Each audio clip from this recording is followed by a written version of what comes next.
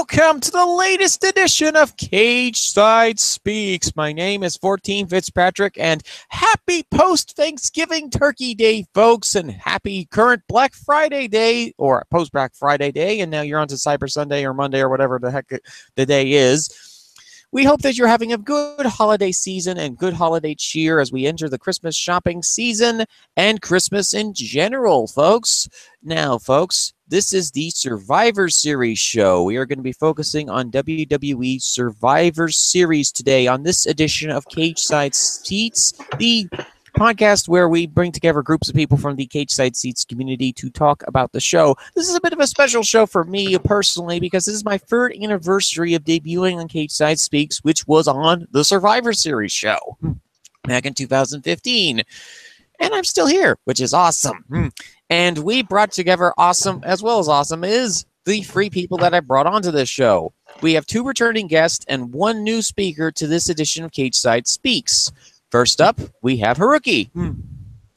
Hello, so nice to be back. Also, nice shout out to Cyber Sunday, old school pay-per-view right there, throwback, whatever day it is. It's also the name of a shopping schedule that online companies use as well, but Vince decided to try and compete with those people, as he always does. And also we have Jomo with us once again. Hey guys, happy to be back. And Jomo apparently has a new microphone, so that is awesome. And finally, in our debut spot today, we also have another Matt. We have Metal Matt with us today. Excited to be here, and I always prefer Taboo Tuesday personally. Taboo Tuesday, yet another WWE-related pay-per-view that was thrown around in the, what was it, late 90s, early 2000s. So we start things off with this show with the pre-show. Now, three of us didn't really watch it. Jomo, Metal Matt, and myself. Haruki did, though. So what was your thoughts on the pre-show? Yeah, so I'll just do some quick hitters here just to get it out of the way. So Elias versus Matt Hardy, I mean, it was a match. The beat rolls on for Elias. He puts together a lot of fun mid-card matches, but, they haven't really gone too far past that with him. But, the beat rolls on. I thought it's good to see him pick up a victory here. Enzo and Kalisto, I thought it was a fairly fun match, to be honest with you. Enzo gets a fairly clean victory to kind of end their mini feud that they had right there. I thought Enzo's pre-match promo was fantastic. Alas, I don't think that too many people got to see it, but it was what it was. That was, I think, the biggest thing is he had some fun promos on the pre-show. I thought that Owens and Zayn's kind of like the temporal aspect of it, like where it was placed, and them talking about not being part of Shane McMahon's game, I thought was good and made the pre-show kind of relevant. There was a reason why they were on it. So yeah, I thought the match was just fine between Enzo and Kalisto. And then Owens and Zayn and Breezango, I thought that it was fun. The dichotomy between the two teams was good. You had this one team that was very kind of like serious in their ambition to avoid Shane McMahon's game, and then you had Breezango, who's out here trying to get the violations for the Fashion Police. So all in all, I think it was a fun enough pre-show. 3 matches for a bigger card, and a couple that were fairly fun, if not very noteworthy. That's about it.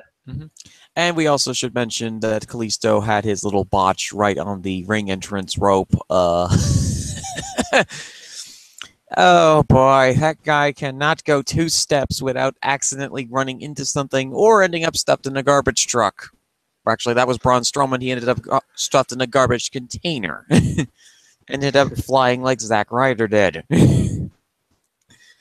Oh boy.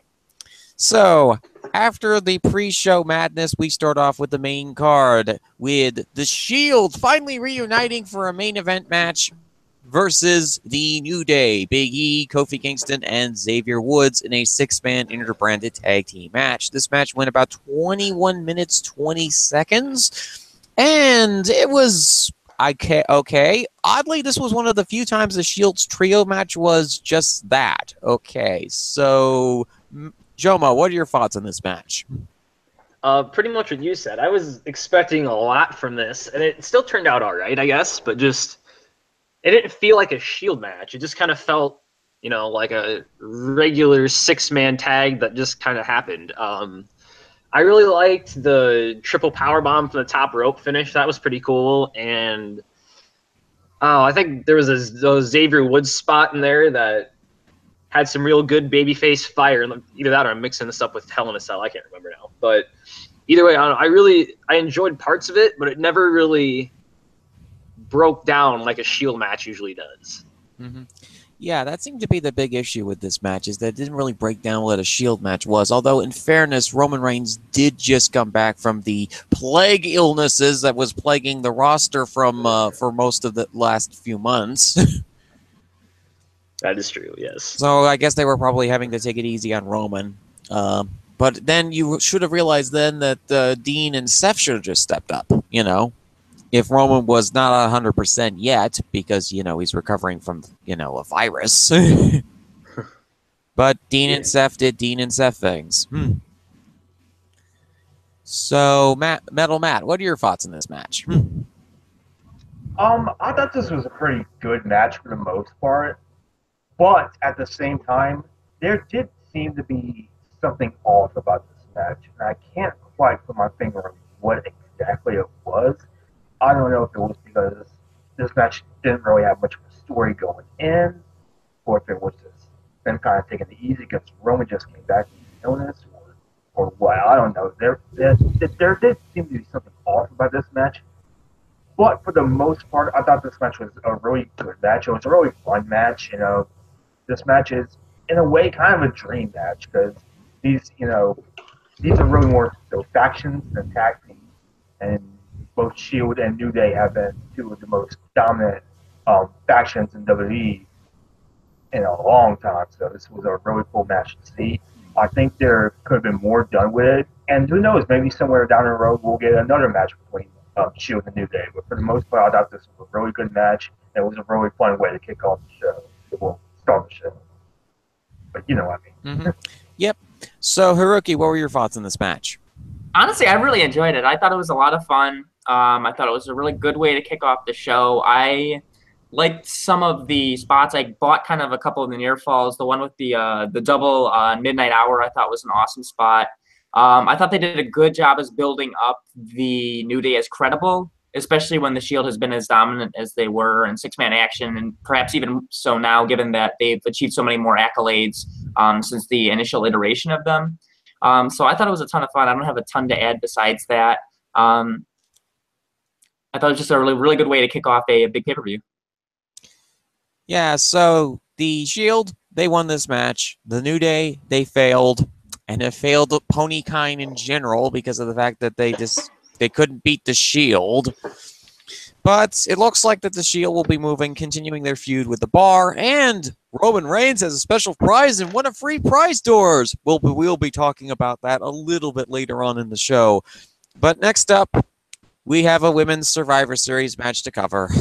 Team Raw, Alicia Fox, Sasha Banks, Bayley, Asuka, and Nia Jax versus Team SmackDown, Becky Lynch, Naomi, Carmella, Natalya, and Tamina with Lana. This match lasted 18 minutes, 35 seconds, and was one of two Survivor Series matches on this card, and both of them had issues, to say the least. Metal Matt, do you want to start us off with this one? Okay, I'll just go right ahead and say it. I did not like this match at all. You know, Becky getting eliminated first just really I did not like that at all. I think I kind of get why they did it. And we were talking about this before the show, that Becky possibly working hurt the whole year, so maybe that's why. But at the same time, I don't know. I feel like they could have done a lot more with her. But at this point, I'm just used to them doing that with her. Being a Becky fan is so hard because there's always heartbreak after heartbreak. But yeah, and then Bayley getting eliminated not too long after. It was just like they built up, you know, who would be the final member of Team Raw. Bayley ends up getting the win. She gets eliminated like almost right away after she eliminated Becky. The beginning of it just kind of made no sense. It did kind of feel like they're just being like chaos just for the sake of chaos. Mm-hmm. And the rest of the match was pretty sloppy, honestly. especially that one moment with Naomi and Alicia Fox. I thought was particularly sloppy. I feel like near the end of the match, it started getting good when they started having Asuka, do her thing. And, Asuka did pretty well in the match. It did feel like the match was more or less designed to showcase her. I thought this match did a way better job of showcasing Asuka more so than the Emma match at TLC. But overall, I thought this was a pretty mediocre match. For me, it was the worst match on the card. Mm-hmm.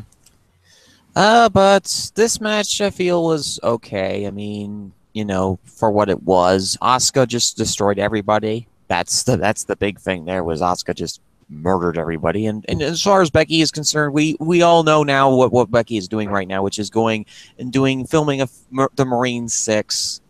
Yes, WWE Films is still doing that series, but in this case, it's a positive. It allows Becky to get some time off and allows them to reorient the roster because of some debuts that happened over this past week, which we'll get to a little bit later on.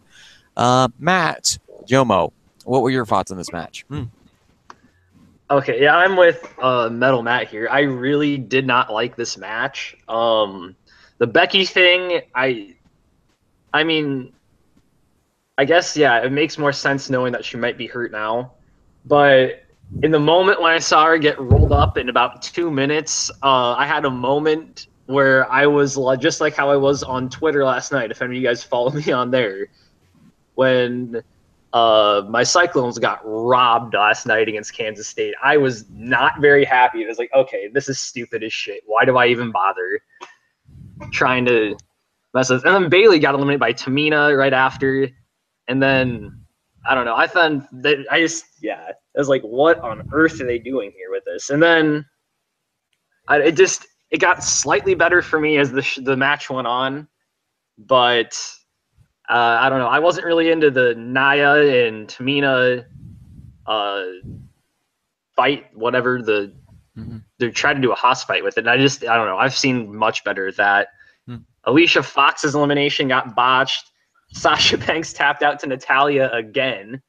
Or no, wait, she didn't get tapped out last year, did she? No, she just got rolled up. Yeah, just got rolled up. I don't know. I thought that was funny. Just for whatever reason, she's the one that always loses to Natalya. And then I liked Asuka beating Tamina and Natalya at the end, but yeah, why would you leave those two as the final ones for Team SmackDown?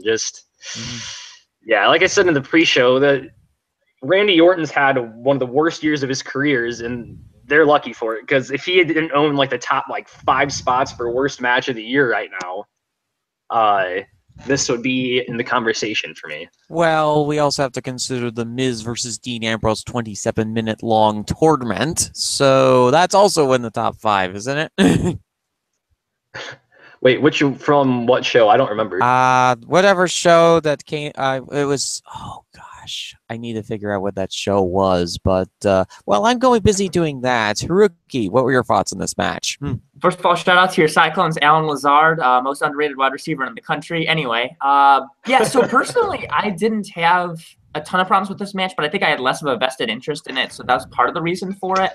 Coming into this, I didn't have much expectations for what they do. One thing that I think in general for Survivor Series matches that's really tough is that I think it's really tough to get them done in a satisfying way. And what I mean by that is that in a perfect world where you have a Survivor Series match that really matters, everybody in the match is a high-profile player, right? So that's kind of like how the main event was. And I was bummed to see Bobby Roode get eliminated so early in that one without really doing anything, but unfortunately, somebody has to take the fall in these matches early. And so because of that, I think the inherent problem with Survivor Series matches is that it's just hard to get them really right, per se. And so I think that that's part of what you see here in the sense that you have some big players that get eliminated early. And so the focus early in this match was the Tamina-Nia face-off thing, which I actually thought was fairly cool. And then kind of getting into the latter part of the match, it was kind of trying to get the deck stacked against Asuka before she made her eventual comeback. Honestly, I didn't have too much of a problem with this match. I thought that the ending was just fine. The middle parts might have been a little rough around the edges, and the beginning might have been unsatisfying. But all in all, I thought it was just okay. It was fine.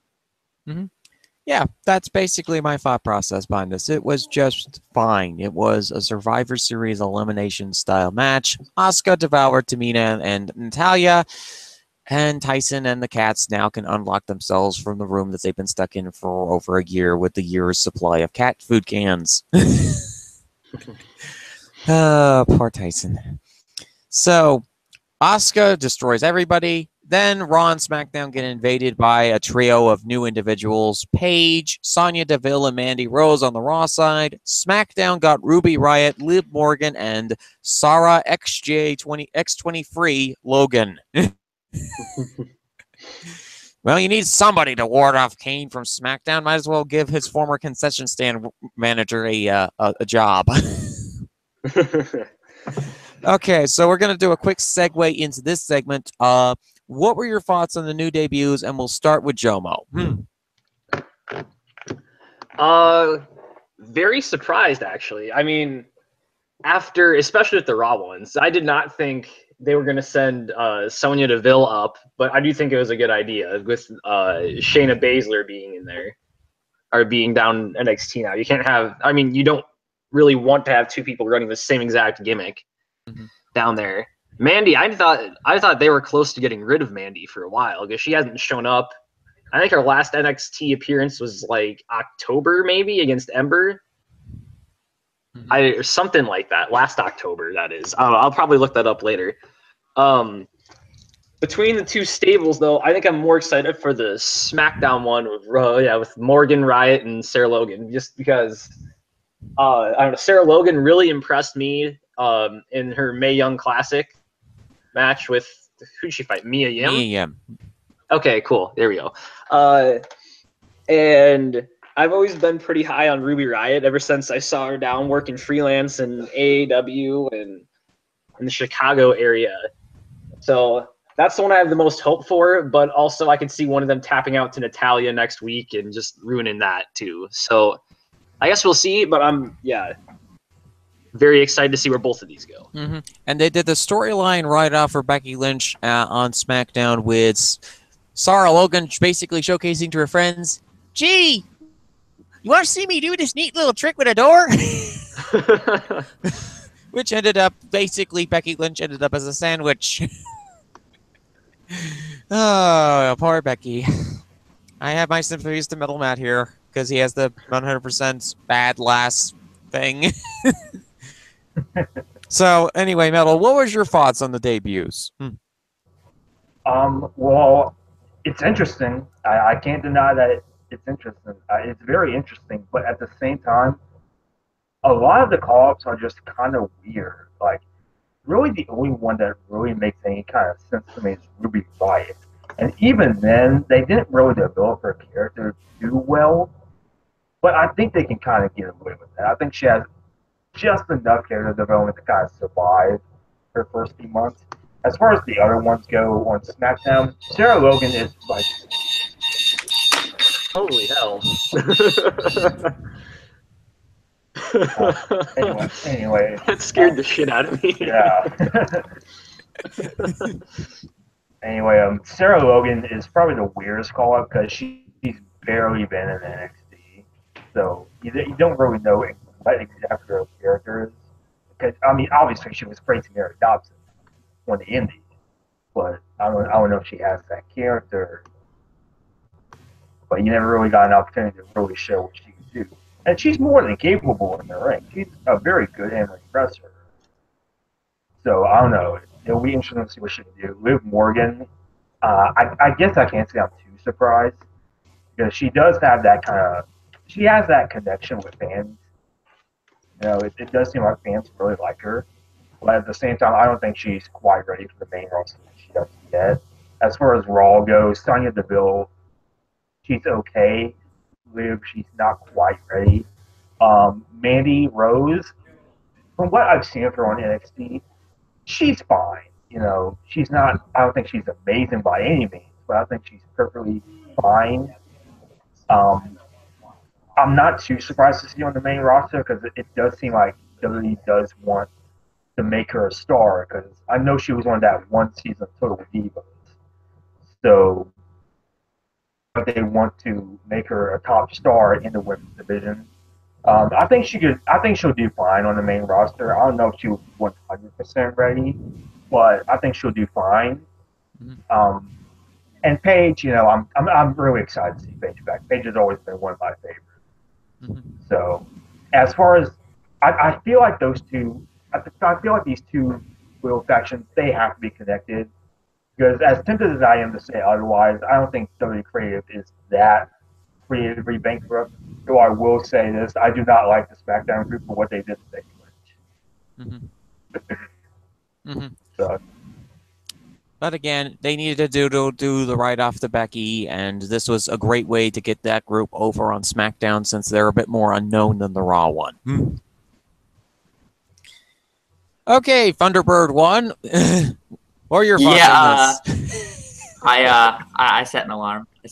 Anyway, so I really like the Raw one. First of all, I think the dichotomy between the three wrestlers is good. I think it should be a lot of fun. I thought that if the first segment was any indication, Paige with the hired muscle as the two lackeys will be a really good group.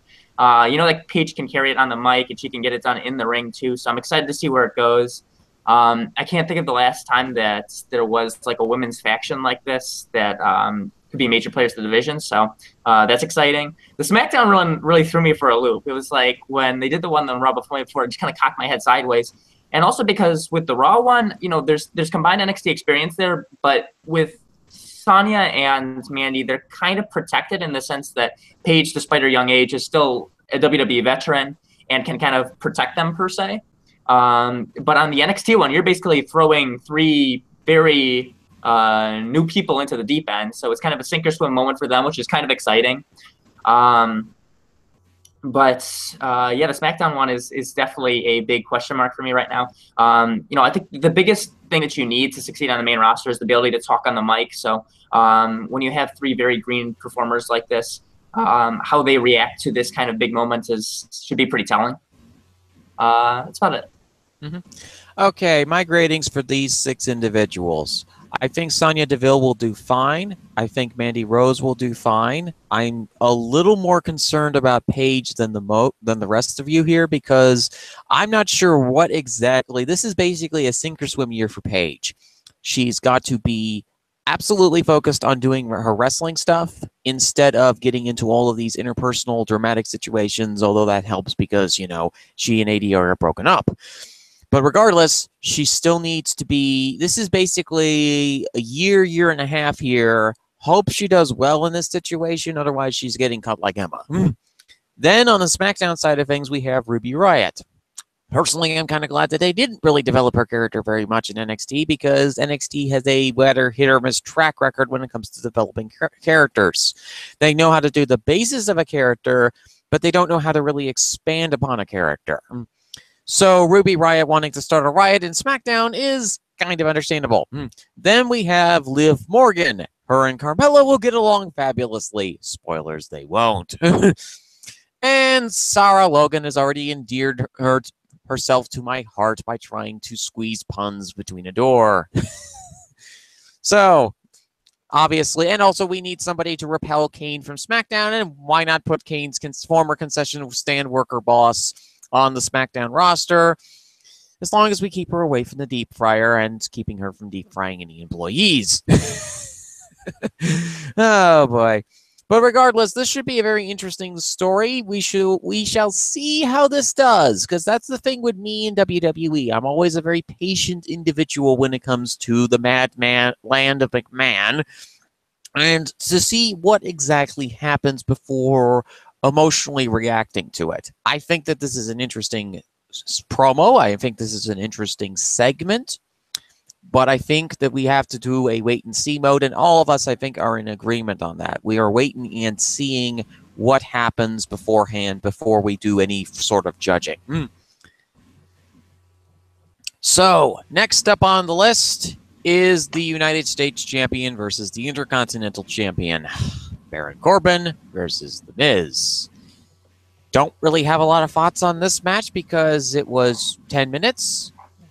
Everything about it was kind of iffy because it was a heel versus heel match, and it only lasted 9 minutes 35 seconds, thankfully. So, Jomo, what were your thoughts on this match? I only saw like the back end because I went upstairs and watched basketball during this. Yeah, had no real interest in it. They didn't really do much to build it other than reference Twitter promos. Yeah, there's not much to say. It was like the definition of an average, unmemorable match, really. Okay, now we'll go to the other match. What was your thoughts on this match? You know what? I actually thought this match was okay. I'm not going to say it was a good match because I didn't think it was, but I was expecting this to be the worst match of the night, and honestly, it wasn't. This match was perfectly fine, which was a bit surprising to me because I do not like Baron Corbin, and I am in Taker's Minions corner on the Miz because both of us cannot stand the Miz. But you know what? This was a solid match. This was nothing to write home about. This was nothing special, but for a basic 10-minute pay-per-view match, this was fine. Baron Corbin getting the win, you know what? I actually thought that was a good thing because Baron Corbin needed this win. He absolutely needed. He has just looked so weak just the past month or so, really the past few months or so. So he really needed a big win. The Miz, he can take a few losses every now and then. So I thought this match was a really solid match. Okay, Hiroki, what were your thoughts on this match? Yeah, I would say the only thing that really stuck out to me was that it was like if we're following the trend of the entire show and the Raw versus SmackDown thing, this was SmackDown's first win, so he can say that he was the one that SmackDown called upon to get them back into it or whatever. It kind of used that as a chip on his shoulder or whatnot. But yeah, the match itself is perfectly inoffensive. Gives Corbin a good win, a reputable win on the end. For Miz, it doesn't hurt him too much because it's on the eve of him losing the title anyway. So there's that. Where was I going with this? So basically, right. The Miz ending up, The Miz took a loss, and as we found out later, there was a reason for it. Right. Oh, yeah. That's where I was going with this. Yeah, and I mean, there wasn't too much of a way that they could have done the finish where I'd buy it as reputable for Miz beating Corbin anyway. So I thought it was just a good way to get Corbin a good win and kind of continue rehabilitating and bringing him up on the upswing of things. Okay, so this match was like I said, it lasted about 9 minutes, which was the required amount of time. I mean, if this match went 27 minutes long, like Dean versus Miz at WWE Bonfire, because I still refuse to say the name of that pay-per-view. Oh, was it a Great Balls of Fire? Yes, it was that one. Oh. Yes, it was that one. Oh, God, jeez, why name that pay-per-view? Anyway, this match lasted 9 minutes. Braun Strowman and Kane didn't interfere in this match, which didn't cause pain to our resident statistician, Kane A. Knight, who does not like either of these performers, The Miz or Baron Corbin. So this was a blessing for him. And thankfully, we're not going 27 minutes on this particular segment, otherwise he probably will have a few words with me. Oh, boy. But there was a reason. There was a reason for that. For this match, the way it ended, the way it did, because The Miz got a consolation prize, and it's right through that door. Oh wait, the door and The Miz just got speared out of their boots because the beloved Roman Reigns is your Intercontinental Champion. Oh boy. But it's a good decision that they decided to put the belt on Roman because Miz is away to go film the Marine 6 with Becky Lynch. Yes, they're still doing the Marine series. Yes, The Miz and Becky Lynch are going to be doing a film. And then afterwards, Miz has to prepare Casa de Miz, his house, for the eventual revival of Little Baby Miz. And try to keep the Danielsons out of his house to keep them from turning his baby face. Oh boy, I wish you the best of luck there, Miz boy, because you're going to need it to keep the Danielsons out of your house. Try not to import any lawn gnomes. So, after this segment, we have the Tag Team Championship match between the Usos and the Bar, Cesaro and Sheamus. Now, there was a title switch on the Raw side of things as Cesaro and Sheamus won against the Shield in order to make this match happen. And the Usos will be faced off against them, and they were the second SmackDown team to win their match. Okay, we're going to start things off with Metal Matt. I thought this match was pretty good, but at the same time, I felt this was one of the more forgettable matches on the card. I don't know, it didn't really stick with me as much as the other ones did. I don't know, maybe it's just because I am so sick of Cesaro and Sheamus as a tag team. I wish they would just break them up already and have Cesaro go solo.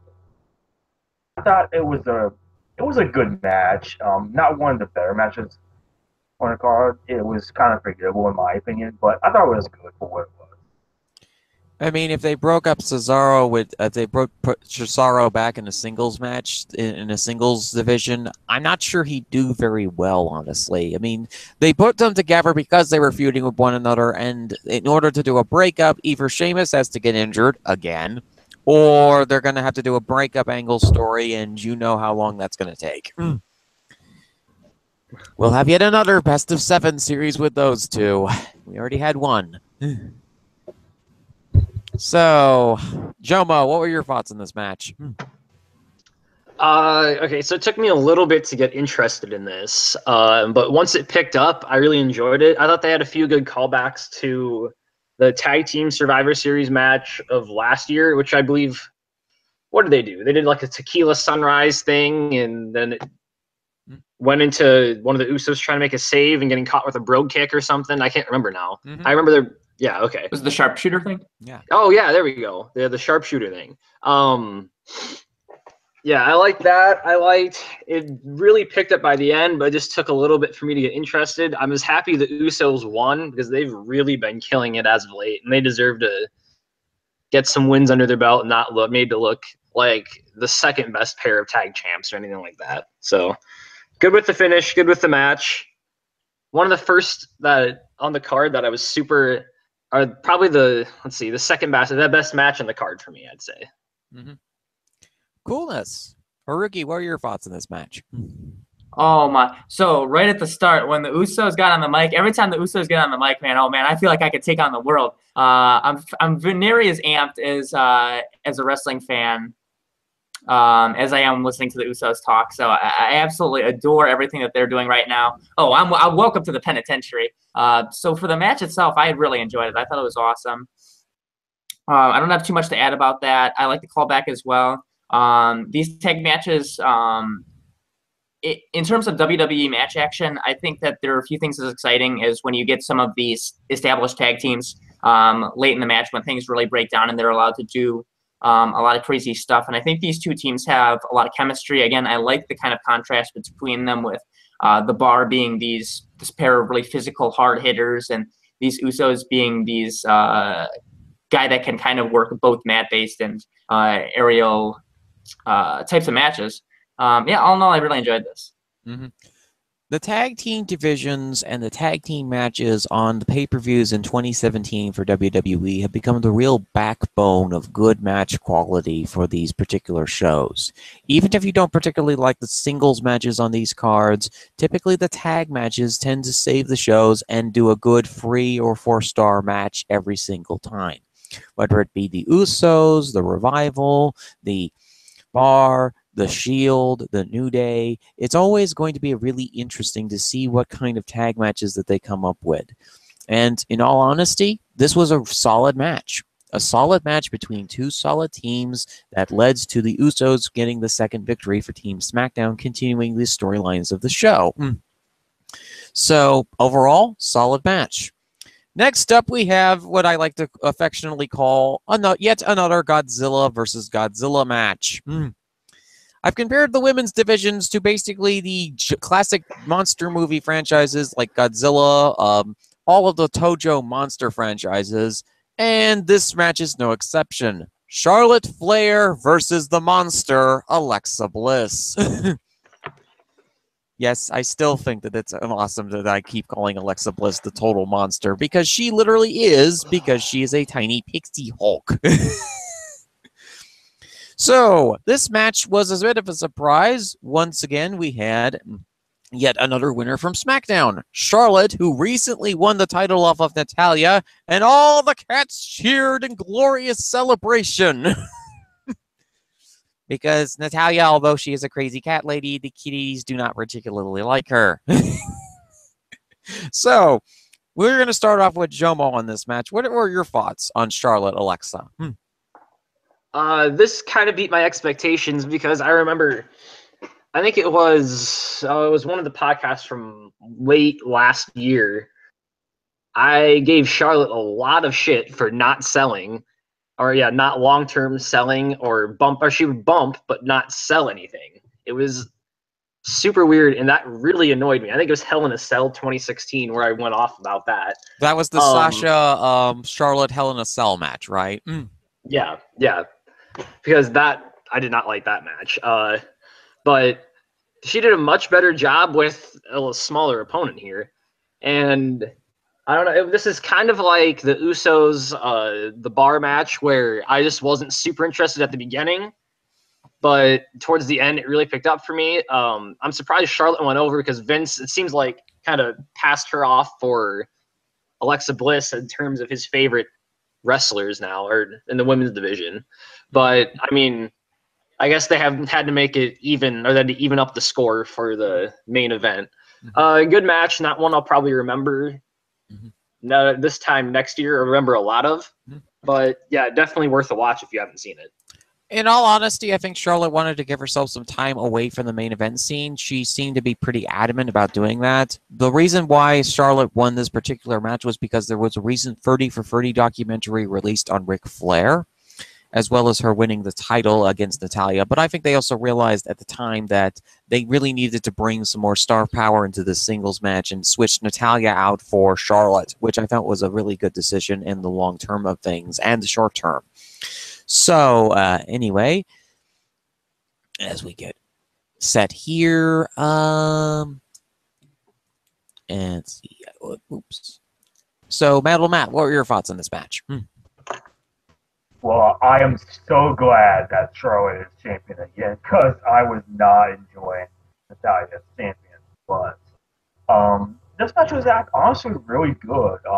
I didn't know exactly what to expect going into this match, because I felt like this match, it did have potential, but at the same time I didn't quite know if it could reach that potential. But it did.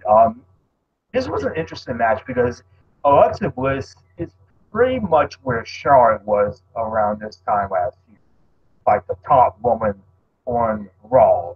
Nobody can touch her. She's booked super strong.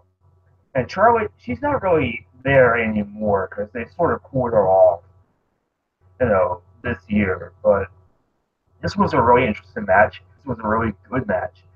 I would go so far as to say it was Alexa's best main roster match. A really good matches. There was a lot of really neat spots there. Alexa Bliss's Twisted Bliss. I don't know if we ever really see the Twisted Bliss that much anymore. Alexa mainly uses the DDT now. See the Twisted Bliss back. And I think it was the right call.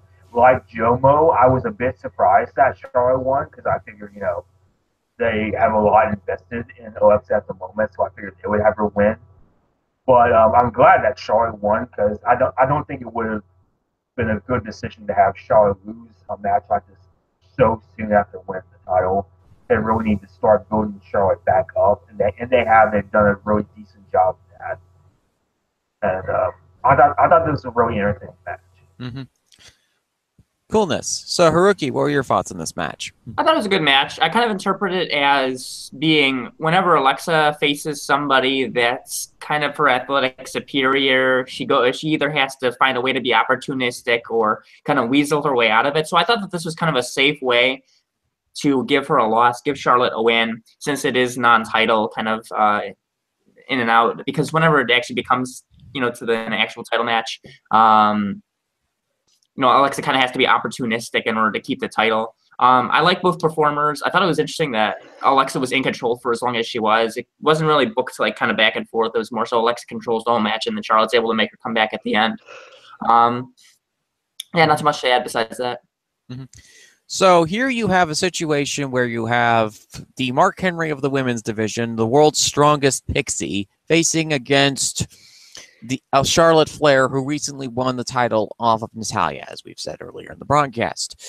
This match had an interesting story to it. It had Alexa Bliss trying desperately to pull every single trick out of Jake Roberts' sack, without the snake, of course, to try and destroy Charlotte Flair in this match. She decided to go for the old Jake Roberts tactic of go after the leg, and proceeded to try and destroy Charlotte Flair throughout the entirety of this match. She naturally went for the Twisted Bliss because this match required a series of escalation. The Twisted Bliss is a bit more powerful of a finisher than the DDT. So she tried to use that on Charlotte. Didn't really work. Charlotte proceeded to counteract this, and she did an incredible job of selling, which is something that we have criticized before about Charlotte. She basically sort of reminded me heavily of Diesel. If Alexa Bliss is Jake Roberts, then Charlotte was, for the longest of times, Diesel, but she started to come into her own as a performer. Diesel, for those of you who aren't aware of Kevin Nash's old WWF gimmick, is Kevin Nash. He also was Super Shredder once. So overall, solid match. Really, really impressive. She pulled every single trick out of her bag in this point, but it didn't work. And then Alexa Bliss got greeted by the welcoming party of Paige, Sonya Deville, and Mandy Rose, and proceeded to smack against the side of a bunch of bread containers. Naturally, she won over the bread containers because they all fell down during that backstage segment. So we have 2 matches left on this card. Who's ready for a hobo to get eaten alive by Brock Lesnar? We have Brock Lesnar versus AJ Styles in what was Brock's longest match thus far. Universal Champion versus the WWE Champion. And most of us are currently praying, and especially in Jomo's case, since he doesn't particularly like this guy, we're so happy that Jinder Mahal was not in this particular match. Or unhappy because Brock Lesnar wasn't able to turn him into curry powder. So we'll start it off with Jomo. Yes, I was very happy that Jinder Mahal was not in this match because, like I was talking about earlier, with worst matches of the year, there was also a common thread with like 2 of the Orton ones, and that was Jinder. Also, I'm very happy that he did not win the title back last night at Starrcade, thank God. I thought for sure they were going to do the switch, especially when I've seen screenshots of the Singh Bros pulling Styles through the cage or whatever, and Jinder just standing there. I was like, shit. He's going to escape, and we're going to have Jinder as champion again. Anyways, on to the match. I really, really enjoyed this one. AJ's, man, when AJ wants to get a good match out of somebody, he really, really can. And he just about always wants to get a good match out of somebody. His bumping here was just incredible. He made Brock look good, or just probably the best he's looked since a long time, probably before that Taker feud back in 2015. And then when he got I thought he was going to actually get the win at one point with the when he hit the phenomenal forearm on Brock. Oh man, I don't know. I love this match. It was easily my match of the night, I think, and possibly match of the weekend. Also, even though he got gassed, I was happy to see that Brock actually did try with Styles, because that was the one thing that I thought really could have hurt him, is if Brock was like, oh, what? He's how tall? And then decided to just not do anything for him like he's done, like he did with Dean and like he did with Strowman. But yeah, he didn't do that. So props to Brock for giving a shit for once. Well, the thing is with AJ Styles is that he's not Dean Ambrose and that he's not Braun Strowman, and he's a capable in-ring performer, has been for years. And did a very good job in this particular match. So, Haruki, what were your thoughts on this match? Yeah, I thought it was awesome. I think that Brock is at his best when he's being presented like he was in this match. Although it can get repetitive, I thought the experiments where they kind of had to have him kind of play the underdog and the Strowman thing just didn't work. And so I think kind of getting back to the thing that really made me kind of enjoy main roster Brock Lesnar, which was him just being the conqueror and him blowing away some of the most established guys in WWE, starting with John Cena at SummerSlam, is the best version of Brock Lesnar. And with AJ Styles, you know, it really is just kind of a match made in heaven. Heyman sold this match extremely well, and basically the match delivered exactly what Heyman promised. Which is awesome as well. So in terms of how this was built up, how this was laid out, and how this was actually executed, I think all parties involved did an excellent, excellent job. Paul Heyman kept a promise. Pigs are now flying in the sky, Haruki. So while everybody goes out and gets their hunting tools for the eventual flying bacon, Metal Matt, what was your thoughts on this match? Well, I'm just so glad it wasn't Jinder in this spot, because this match was just awful. And I think I said this on TM and MDS's podcast last week, but I think when Brock is motivated, he can be really good, because I'm not a fan of Brock Lesnar. His whole Suplex City thing got old for me a long time ago. Like, I've never been a Brock Lesnar fan, but I've always maintained that when he actually cares, he can put on a good match. And that's what happened here. This was a really good match, way better than I thought it was going to be. I thought AJ Styles worked really well with Brock Lesnar, and while I figured Brock would end up winning, because I think they did need to have a tie here, because they needed a tie going into the main event. So I figured that Brock would win for Raw here. But there were times during this match where I did get the feeling maybe AJ Styles could pull this off. And I knew that wasn't going to happen, but I was like, maybe there's a chance. It's like in Dumb and Dumber. So you're saying there's a chance. So I thought this was a really good match. This really surprised me.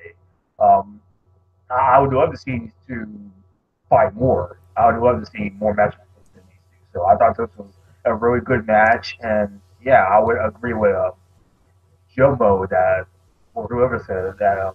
This was the match of the night. Sure.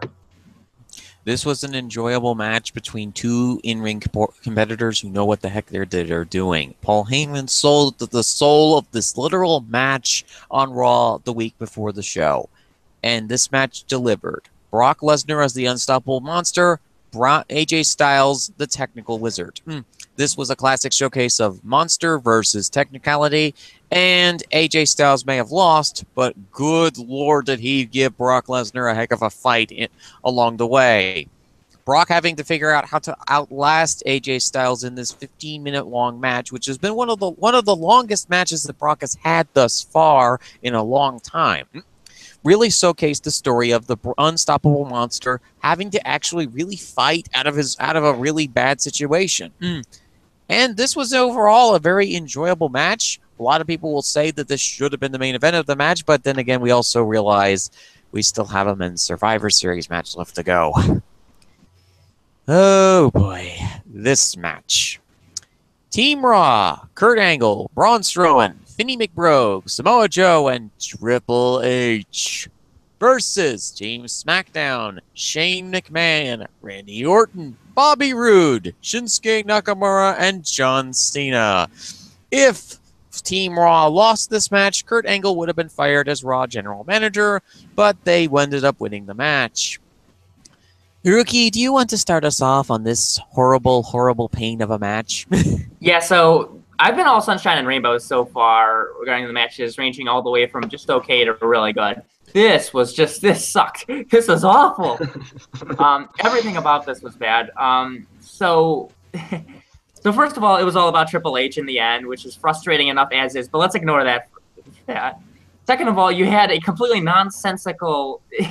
you had Sami Zayn and Kevin Owens interfering when his team was already down So that didn't make any sense. And then you had Shane McMahon blaming it on them afterwards. So that didn't make any sense. But ignoring all of that, the match built up no tension whatsoever. Who in their right minds thought that SmackDown had any chance of winning as soon as the first two guys got eliminated by Strowman, as soon as Nakamura and Rude got eliminated by them? They did nothing the entire match to convince us that SmackDown had any way of eliminating Strowman at all.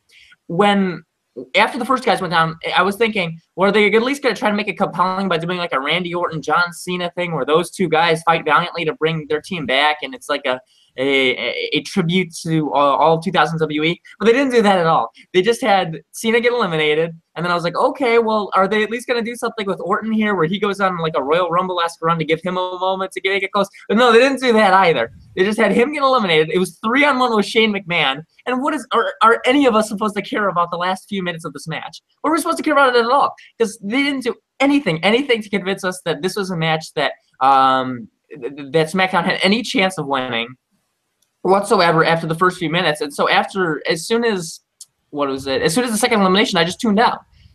Because what were we supposed to do? Okay, now I'm stuttering. All right, so I guess the point that I'm trying to make is that it was bad.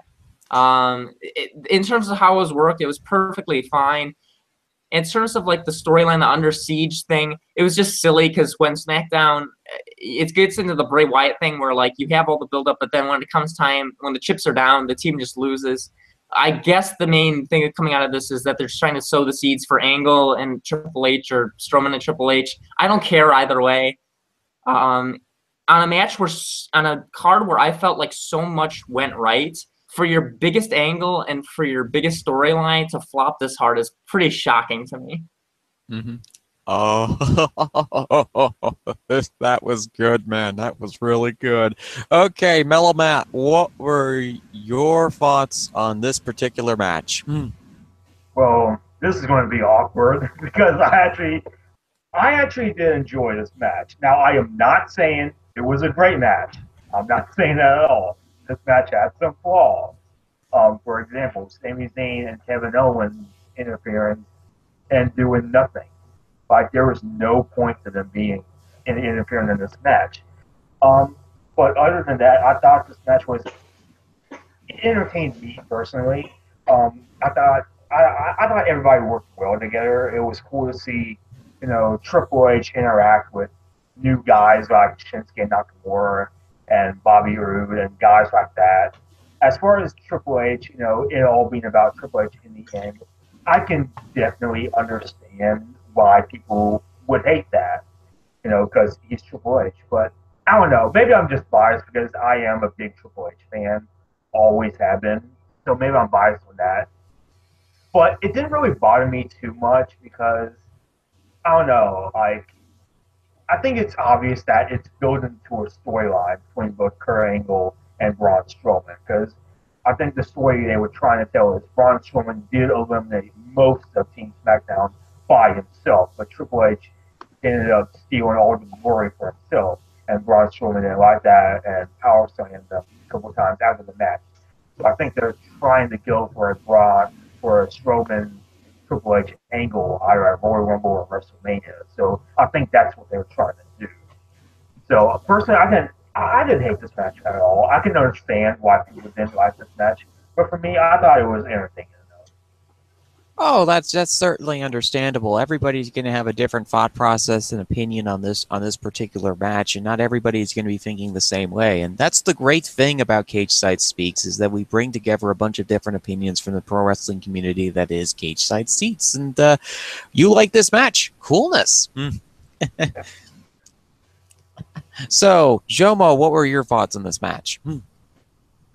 I did not like this. I'll start with the stuff I did like, though. I liked how at the beginning it felt they did make it kind of feel like a bit of a big deal when they had stuff going on, like the Roode Triple H, the Nakamura Triple H confrontation, the Joe Cena, stuff like that. That was fun. And then Nakamura was the first one eliminated. And then quickly after that, Roode got eliminated. It was like, okay, what the hell?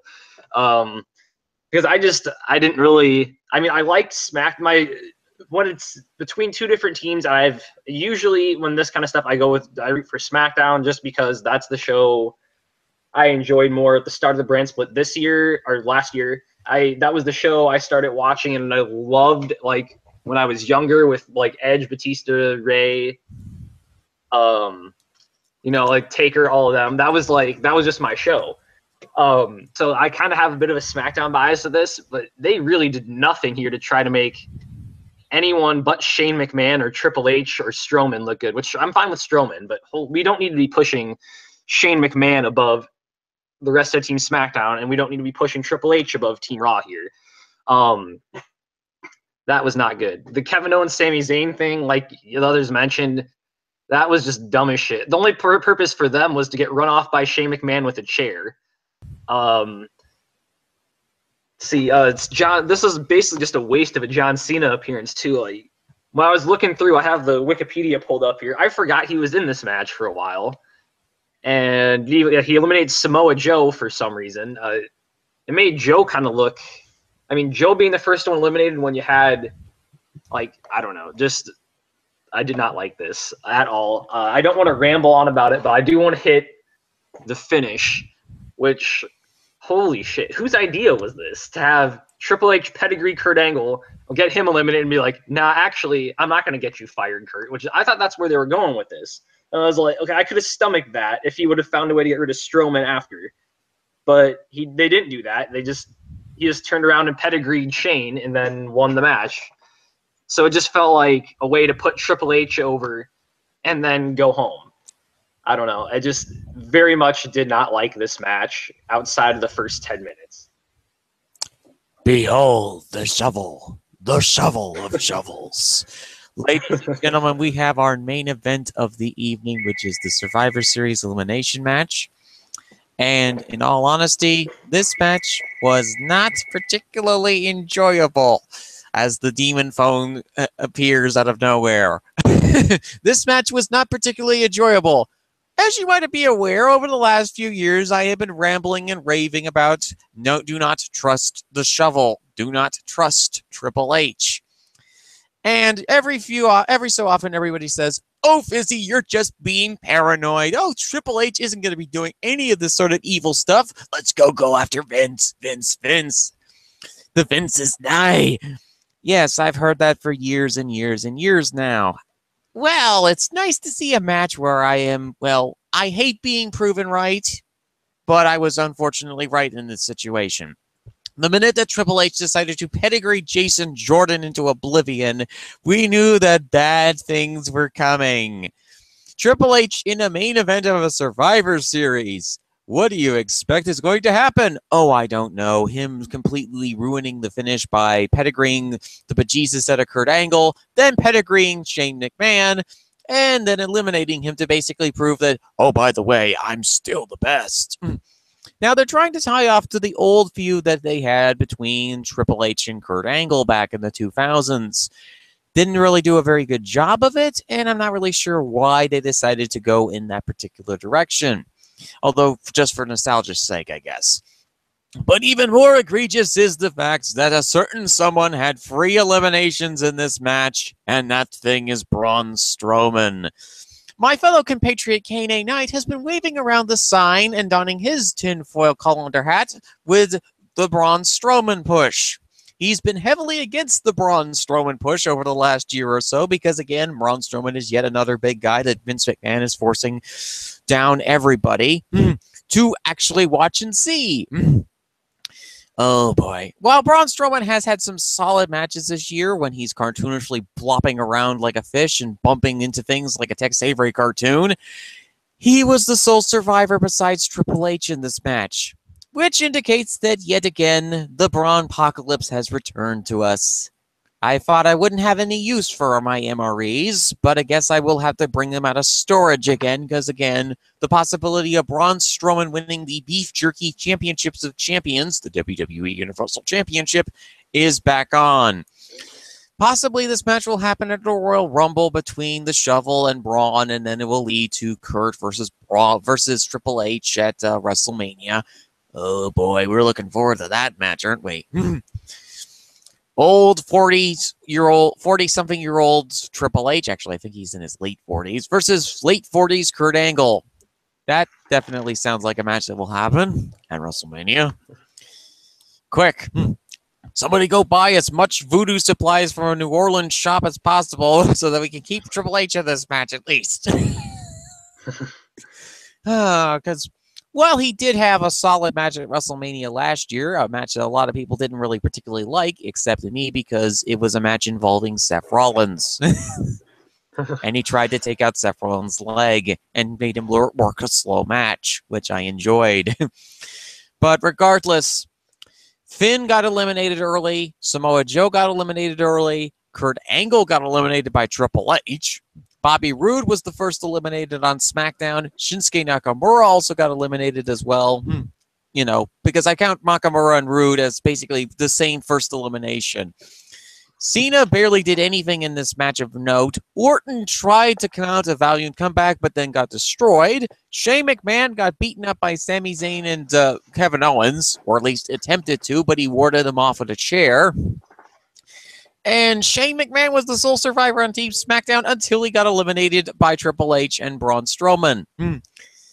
Except Braun didn't do anything to help him, which is extraordinarily confused as to why Triple H pedigreed the bejesus out of the guy.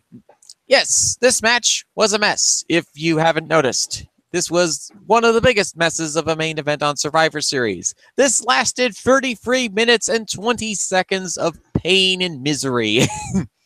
Congratulations, you survived Survivor Series, this 4-hour-long show that was honestly very good until the main event happened.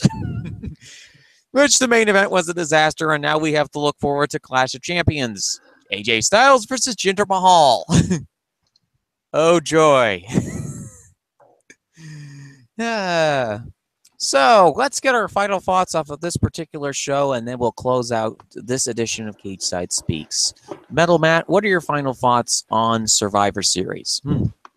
I thought Survivor Series 2017, for the most part, was a really good show. I was not really looking forward to it going into it. And there was one match, the Survivor Series match for the women, that I wasn't a fan of. But other than that, I thought all the matches were good. Yes, even the main event. Which, you know, if you didn't like the main event, that's fine. I completely understand. But I personally enjoyed it. So to each their own. I thought the match was very good. I thought the event was very good for the most part. I thought it was really enjoyable.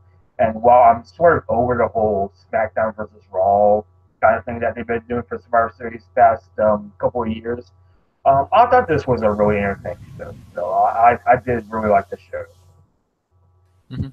Okay, that's really cool. All right, let's go next to Haruki. What are your final thoughts on Survivor Series? Very fun show.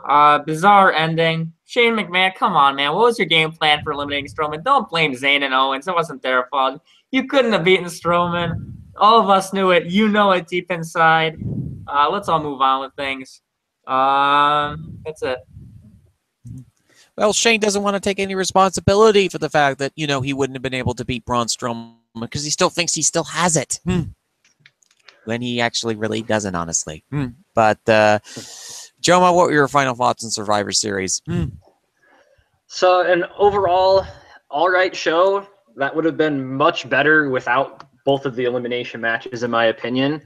I'm just going to take a moment to send an I told you so to the people who didn't believe me when I said that Jinder Mahal wasn't going to work, because he did not know that to cancel an India show and the merch sales and what am I thinking of? The other thing. Merch sales and something else. Network subscriptions. Jesus, I'm off today. Network subscriptions did not go up because of that either. So I'm glad we spent 6 months of SmackDown on that. Luckily, though, we got Styles back with the title. So hopefully this leads to something better. I still think we get Nakamura Styles at Mania. So I'm looking forward to that, too. In all honesty, the gender push idea seems to be more of the brainchild of George Barros instead of Vince McMahon in this situation, because Barros was heavily pushing the network in India and China, and unfortunately, this plan did not work for the guy.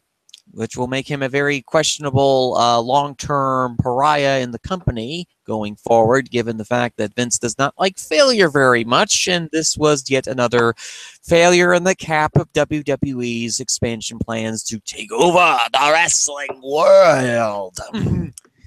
It also doesn't help when you're trying to take over the wrestling world to have your heir apparent dominate over the main event of the Survivor Series card, although I would assume the TakeOver War Games was basically his public apology for his eventual burial of the main event, which it literally was. Apart from the main event of this show, which was infuriating and aggravating in many, many ways, this show was a solid show. It's honestly something I would recommend, folks. By the way, note, you probably should be watching this show on the alternative commentaries. If you have a WWE Network subscription, you can use an alternative commentary for this show, because as we forgot to mention, there were 5 commentators on the main English broadcast of this show. So if you want the pain, agony, and misery of those 5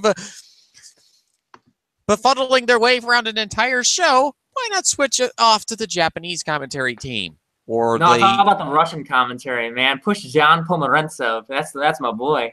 Yeah.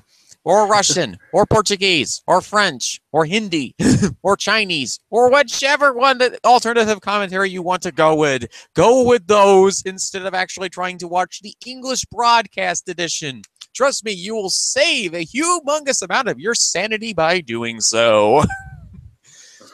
So, overall, that was Survivor Series, and this has been Cageside Speaks, the congratulations, you survived Survivor Series edition. 5 hours of pain and misery, and as well as a solid show in between. We thank you so much for joining us on this edition of Cageside Speaks. We hope you join us again for the next show, which is hopefully going to be Clash of Champions. Now, programming note, folks, this show might be done on a weekday in order to not conflict with anybody's Christmas holiday plans, because usually we do our shows 7 days after the pay-per-view. But it just so happens that the upcoming weekend after Clash of Champions is the holiday season of Christmas Eva Marie and Christmas Eva Marie Day, which will be the 24th is on Sunday and the 25th is on a Monday. And the 23rd is usually the last day that anybody does any form of emergency Christmas shopping, so I don't want to get in the way of that. But it will either air on the weekday or it might air on a Saturday. So, apart from that, thank you so much for joining us on this edition of the show. We hope you enjoyed it. We'll see you next time for Clash of Champions and possibly a year-end show at the end of the year. For now, this has been 14 Fitzpatrick, and we'll see you next time for the next edition of Cageside Speaks. Have a happy Christmas holiday shopping season, sharpen your axes, and prepare to siege upon the stores for the Christmas holiday season. Bye, folks. Bye.